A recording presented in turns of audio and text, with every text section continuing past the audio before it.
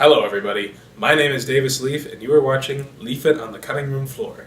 Today I will be reviewing American Assassin.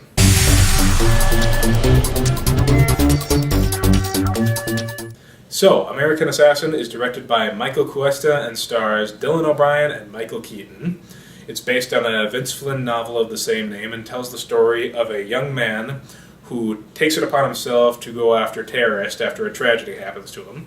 From there, he links up with the CIA to become part of this super secret Black Ops squad to officially train to be an American assassin. Now, what I liked about the movie was Dylan O'Brien's performance as the main character, whose name is Mitch Rapp. He always has a very compelling reason for why he's doing what he's doing, and for that, you're always rooting for him.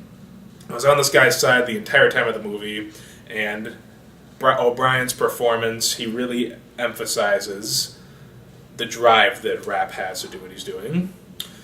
Other than that, most of the performances in the movie are pretty mediocre. Michael Keaton is always at the very least a joy to watch, but he kind of is overacting in many of the scenes in this movie and is a dick for no apparent reason.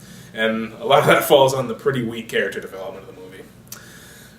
A problem I have with a lot of action shooters these days is that they don't take themselves seriously enough, or they just become mindless action movies, or the stakes are just way too high for the movie's own good.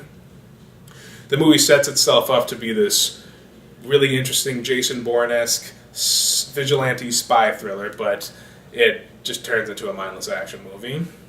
The movie could have been like 30 minutes longer, honestly. 2/3 of the film are pretty interesting, and the pacing isn't bad. I don't want to say there's a pacing issue with the movie, but it seemed like there could have been a lot more detail put into many of the story arcs, and in that there could have been a lot taken out of the movie too, to make room for more of the interesting aspects of the film. Like, there's one part of the movie involving this girl that just did not need to be in the movie whatsoever. It had no impact on the story, and I don't know why it was there, but I don't know how well the movie follows the book. I'm just taking it as a film. Another part of the film that was kind of shaky at times was the cinematography. The movie has good cinematography, but at times it seemed like there were two different people filming the movie. Like, one shot would be really cool, and the next shot would be like, that doesn't really fit in with the other shot of the movie or the editing. But whatever, I guess that's what it is. So in the end, I walked out of this movie, and I gotta say I kind of liked it, but the real highlight of this film for me was I went in not expecting... I went and saw an early screening, and I wasn't expecting it to be anything big, but it turned out to be like the world premiere for the movie. And I'm like, held in Minnesota of all places, why? And turns out the author of the book is from the Twin Cities, where I live.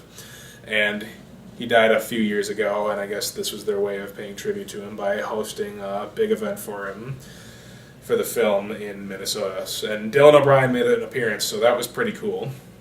And which is why it makes me feel bad to not really like the movie as much as I could, but it was good for what it was. It's a movie that you can probably go and watch over the weekend, get some enjoyment out of, but at this point I personally don't feel like I need to see it again.